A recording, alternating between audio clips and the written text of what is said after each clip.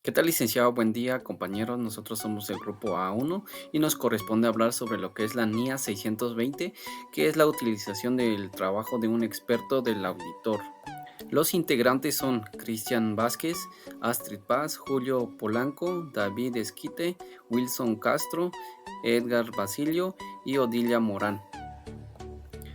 Tenemos una agenda en donde tenemos como primer punto la presentación de una infografía, segundo punto el desarrollo de la NIA, tercer punto un ejemplo de la norma. Como primer punto de lo que es nuestra agenda tenemos la infografía. En la infografía se tomaron unos aspectos de suma importancia y más adelante también se van a abordar, ¿verdad? Hacia profundidad tenemos como el alcance. Sabes que toda norma tiene un alcance, que es la responsabilidad que tiene el auditor, ¿verdad? De la obtención de un experto. También la fecha de entrada en vigor, que es esta entró a partir del 15 de diciembre de 2009. Tenemos dos objetivos. Tenemos las definiciones, el experto del auditor, especialización, experto de la dirección. También tenemos la determinación de la necesidad de un experto del auditor, que es el primer requerimiento. Ya el segundo requerimiento es la naturaleza, momento de realización y extensión de los procedimientos de auditoría. También tenemos el experto está sujeto a las políticas y procedimientos de control de calidad. Es el tercero. El cuarto requerimiento está la obtención de conocimiento del campo de especialización del experto del auditor. Ya el quinto tenemos lo que es el acuerdo con el experto del auditor. Aquí así a grandes rasgos es donde se llega a determinar tanto la naturaleza, la objetividad y más que todo la confidencialidad, ¿verdad? También tenemos la evaluación de la adecuación del trabajo del experto del autor. Aquí se lleva hacia grandes rasgos evaluar el trabajo en sí del experto. También tenemos la referencia al experto del autor en el informe de auditoría. Aquí hay dos formas, ¿verdad? Más adelante se van a desarrollar estos así a profundidad con los siguientes compañeros. Gracias. Continuando con la exposición, vamos a hablar sobre el alcance. Trata de las responsabilidades que tiene el auditor respecto del trabajo de una persona u organización en un campo de especialización, distinto al de la contabilidad o auditoría. Se refiere a un área donde el auditor no tiene el conocimiento o la competencia necesaria para obtener evidencia de auditoría suficiente y adecuada, por lo que recurre a una persona u organización experta en dicha área. Cabe mencionar que esta norma habla de una persona u organización que es externa al equipo de encargo, por lo que éste no forma parte del mismo. Tampoco aquellas personas u organizaciones que la entidad auditada mantiene en un campo específico, el cual le permite a la entidad facilitar la preparación de los estados financieros.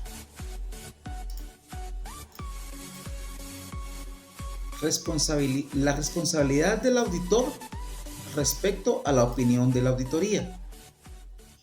Es necesario recordar que el auditor es el único responsable de la opinión de auditoría expresada, por lo que la utilización por el auditor del trabajo de un experto del auditor no reduce dicha responsabilidad. Sin embargo, de acuerdo a los requerimientos de esta norma, el auditor determina que el trabajo del experto es suficiente y adecuada, el auditor puede aceptar dichos hallazgos o concluir que es evidencia de auditoría adecuada. Fecha de entrada de vigor. Notar que esta norma es aplicable a los estados financieros de periodos iniciados a partir del 15 de diciembre del 2009. Muchas gracias. Buenos días, compañeros. Continuando con el tema, los objetivos de la norma. Los objetivos son que el auditor debe de determinar la utilización de un experto en el trabajo de auditoría, ya que esto le ayudará al auditor a evaluar si tiene áreas críticas en el entorno a la realización de esta auditoría.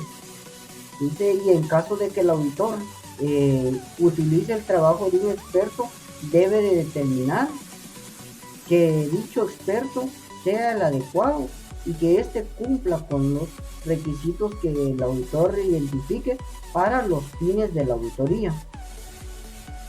Definiciones. El experto del auditor es una persona u organización especializada en un campo distinto al de la contabilidad o auditoría. cuyo trabajo es proporcionarle al auditor información que sea suficiente para que la utilice como evidencia de auditoría. También este experto puede ser un interno, o sea, puede de la misma firma, o un externo, pues, que puede ser de una red de firmas. La especialización es la cualificaciones y conocimientos y experiencia en el campo concreto que debe de tener este experto que el auditor realizará en la auditoría. El experto de la dirección, pues, es una persona o organización especializada en un campo distinto al de la contabilidad o auditoría, cuyo trabajo es utilizado por la entidad para facilitarle la preparación de los estados financieros, como por ejemplo un gerente de informática que le ayude a programar el sistema donde se genera y se procesa la información contable. Este mismo lo mantiene la entidad y la entidad es responsable del experto de la dirección. Requerimientos. Como primer requerimiento tenemos determinación de la necesidad de un experto del auditor. Si para la obtención de evidencia suficiente y adecuada el auditor necesita obtener el conocimiento en un campo diferente al de la contabilidad, el de la auditoría determinará si será necesario la contratación de un experto. Tenemos una pregunta. ¿Es posible que no se recurra a un experto? Es posible, nos dice la norma, solo si el auditor obtiene el conocimiento suficiente de dicho campo. Un ejemplo para la obtención de ese conocimiento es una discusión con auditores que hayan tenido encargos similares. Aspectos a tener en cuenta a la hora de decidir si se recurre a un experto del auditor. Como primer aspecto tenemos si la dirección ha recurrido a un segundo experto de la dirección para la preparación de los estados financieros. 2. La naturaleza y la significatividad de la cuestión, incluida su complejidad. 3. Los riesgos de incorrección material que comportan la cuestión. Y por último, la naturaleza prevista de los procedimientos para poder responder a los riesgos identificados. Pues estos son unos aspectos que puede tomar en cuenta el auditor a un momento de contratar a un experto. Si nos centramos en el primer aspecto de la contratación de un experto de la dirección para la preparación de los estados financieros, pues esto puede significar un riesgo de incorrección material. ¿Por qué? Porque la entidad requiere de una persona para que lo ayude, para que su trabajo lo ayude en la preparación de los estados financieros. Factores que influyen para la contratación de un experto: la naturaleza, el alcance y los objetivos del trabajo del experto de la dirección. Este factor, si el experto de la dirección es un empleado de la entidad o si es un tercero. Tercer aspecto es la medida en que la dirección puede ejercer control o influencia. Y por último tenemos la competencia y la capacidad del experto de la dirección. La diferencia entre el experto del auditor y el experto de la dirección es que el primero, su trabajo se utiliza para la obtención de evidencia suficiente y adecuada que será de utilidad para el auditor, y el segundo, su trabajo se utiliza para la entidad para la preparación de los estados financieros. Como siguiente requerimiento: naturaleza, momento de realización y extensión de los procedimientos de auditoría. Para la determinación de la naturaleza, el momento de realización y la extensión de dichos procedimientos, el auditor tendrá en cuenta la naturaleza de la cuestión con la que está relacionado el trabajo de dicho experto, los riesgos de incorrección material en la cuestión con la que se relaciona el trabajo de dicho experto, la significatividad del trabajo de dicho experto en el contexto de la auditoría y, por último, el conocimiento y la experiencia del auditor en relación con trabajos realizados con anterioridad por dicho experto. Aquí tenemos una pregunta: ¿qué tipos de expertos existen?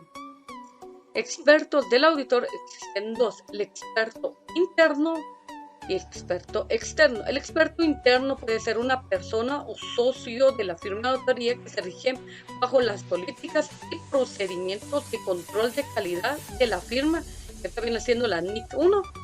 Y el experto externo es una persona ajena a la firma, por lo cual no aplica los procedimientos de control de calidad de la firma, al menos que las disposiciones legales y reglamentarias se lo pidan, y también que se considera a dicho experto como parte de la firma. Buen día, continuando con esta presentación, ahora encontramos lo que es dentro de estos requerimientos la competencia, la capacidad y la objetividad del experto, el auditor. En esta parte la norma nos indica que el auditor tiene que evaluar si el experto, el auditor, tiene competencia, capacidad y objetividad. Cuando mencionamos competencia, acá esto se refiere a la naturaleza y el grado de la especialización del experto, el auditor. Mientras que en la capacidad nos referimos a la aptitud del experto, el auditor, para ejercer dicha competencia en las circunstancias del encargo. Y en la objetividad nos referimos a los posibles efectos que puedan tener en el sesgo, los conflictos de intereses o la influencia que otros pueden tener sobre el juicio profesional del auditor. Bien, continuando, la norma nos menciona que la información relativa para poder determinar la competencia, la capacidad y la objetividad del experto o auditor puede provenir de diferentes fuentes. Y acá enlistamos las que nos menciona la norma específicamente en su párrafo A15, las siguientes. La primera, la experiencia personal. Esto va con los trabajos anteriores que haya realizado el experto o el auditor. También discusiones entre el auditor y el experto en cuestión. Las discusiones con otros auditores o con otras personas que estén familiarizadas del trabajo que haya realizado el experto y que nos puedan dar referencias del mismo. También encontramos el conocimiento de las cualificaciones que tenga el experto, el auditor. Esto va más allá a su sentido de pertenencia a una organización profesional o alguna organización sectorial. Más básicamente puede ser como, por ejemplo, si hacemos uso de algún abogado, si este está colegiado dentro de, por ejemplo, de alguna organización que nos dé más seguridad del trabajo de él, ¿verdad? O que lo reconozca como un profesional activo. Continuando con esta presentación, en el párrafo 10 tenemos otro requerimiento que es la obtención del conocimiento del campo de la especialización del experto. En este sentido, el auditor debe tener conocimiento que le permita primero determinar la naturaleza, el alcance y los objetivos del trabajo del experto para los fines del auditor, así como evaluar la adecuación de dicho trabajo para los fines del auditor.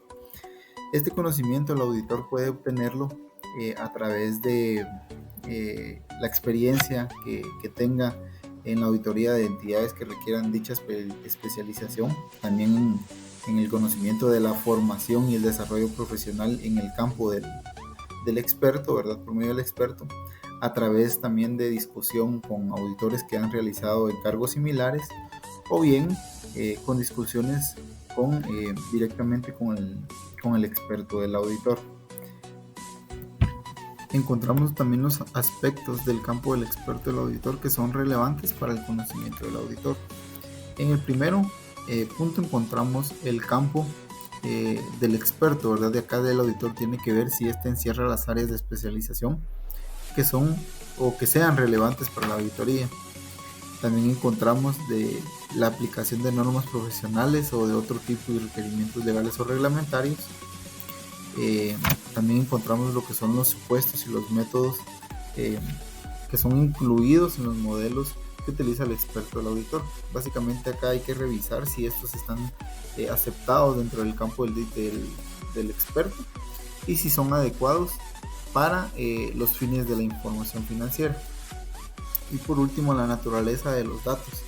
Aquí hay que ver la naturaleza de esta información, si es interno o externo, que está utilizando el experto del auditor. Continuamos con el requerimiento de acuerdo con el experto del auditor. La norma nos indica que el auditor deberá convenir por escrito los siguientes aspectos que son importantes, iniciando con la naturaleza, alcance y objetivos del trabajo del experto del auditor, en donde aquí va a ser necesario que se discuta cualquier requisito profesional con el experto del auditor. Las funciones y responsabilidades respectivas tanto del auditor como de su experto. También los convenios en asuntos como naturaleza, alcance y objetivos dentro de la comunicación que se presente entre el auditor y el experto. También entre el auditor y el experto debe existir un convenio de confidencialidad debido a que el experto tendrá acceso a la información de la entidad. Evaluación de la adecuación del trabajo del experto al auditor. Esta norma nos indica que el auditor debe evaluar la adecuación del trabajo del experto, siempre teniendo en cuenta la relevancia y la razonabilidad de los hallazgos o las conclusiones a las que haya llegado el auditor. Dentro de estas puede estar la revisión de los papeles de trabajo, los informes, los procedimientos de comprobación y la referencia de fuentes, siempre evaluando el origen, la integridad, la relevancia y la exactitud de estos papeles. Para acá, dentro de la norma nos indica que en el caso el auditor determine que el trabajo del experto no es adecuado, debe hacer uso de otro experto, en el cual se van a acordar la naturaleza, el alcance del trabajo de este auditor experto adicional, o bien se debe resolver mediante procedimientos de auditoría adicional. Buenos días a todos. Continuando con los requerimientos, nos encontramos con la referencia al experto del auditor en el informe de auditoría. Entonces, nos encontramos con lo que es la opinión no modificada, en el cual nos dice que el auditor no deberá referirse al trabajo de un experto en el caso de ese tipo de opinión no modificada. En caso contrario, pues si lo exige la legislación, el auditor deberá especificar en el informe de auditoría y que dicha referencia pues no afectará o no cambiará su responsabilidad respecto a la opinión del auditor. Y estos casos pues se pueden dar más que todo para efectos de transparencia en lo que es el sector público. Ahora, caso contrario, cuando existe una opinión modificada, puede ser adecuado informarlo con el fin de poder explicar la naturaleza de la modificación, siempre y cuando pues, el auditor obtenga el consentimiento del experto antes de poder hacer cualquier referencia en el informe de auditoría. Continuando, y ya para finalizar con lo que es nuestra exposición, pues tenemos algunos ejemplos sobre cuando el auditor tiene que utilizar un experto en determinadas áreas. Lo primero que nada, pues el auditor debe tener en consideración evaluar ciertas características del experto. Entonces, para eso el auditor debe de indagar sobre la formación, el conocimiento y la experiencia que tiene el auditor experto. También si tiene toda la habilitación legal, esto quiere decir que si tiene el registro profesional autorizado, y también evaluar la cantidad y la calidad que el auditor o el experto pueda obtener o se espera obtener de él. Algunos ejemplos claros en el cual se utiliza o el auditor puede utilizar un experto, nos encontramos con evaluaciones de activos. Acá más que todo pues pueden ser terrenos, edificios, planta de equipo o algunas piedras preciosas en la cual se necesita la utilización de un experto. Así también para el cálculo de cantidades o condiciones físicas de activos. Pues acá por ejemplo pueden ser minerales que sean almacenados en reservas de materiales, también algunas reservas subterráneas de minerales o petróleo, y también la vida útil que puede ser de la planta y de la maquinaria, y también todos aquellos costes de desmantelación de plantas. Entonces acá se podría utilizar la ayuda de un experto. Así también la determinación de montos utilizados o usando técnicas que se utilicen métodos sean especializados, como algunos cálculos aritméticos que se requiera la ayuda de un experto. También la medida del grado de avance de una obra de infraestructura. Entonces acá la infraestructura puede ser que ya esté completada en su totalidad, esté por completar o que sea algún contrato en desarrollo.